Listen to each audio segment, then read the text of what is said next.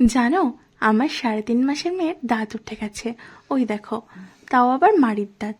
3টে দাঁত অল্প অল্প দেখা যাচ্ছে। আর এই সাইডেও একটা দাঁত উঠেছে, যেটা নাকি আক্কেল দাঁতের মতন আর কি। তো আমি আর মিষ্টু অনেক যুদ্ধ করে তোমাদের এই দাঁতটা দেখাতে পারলাম। আর সাইডের দাঁতটা দেখানোর চেষ্টা করে পারলাম না, কারণ ও মুখে হাত দিতেই দিচ্ছিল না। পরে আবার চেষ্টা করে দেখবো দেখাতে দেয় কিনা। সন্ধেবেলা যখন ঘুমাচ্ছিল তখন আমি আবার চেষ্টা করলাম। মা, হাঁটতো কেন? দেখো, একটু দাঁতটা দেখাও। তোমার ফ্যানদের একটু দাঁতটা দেখাও।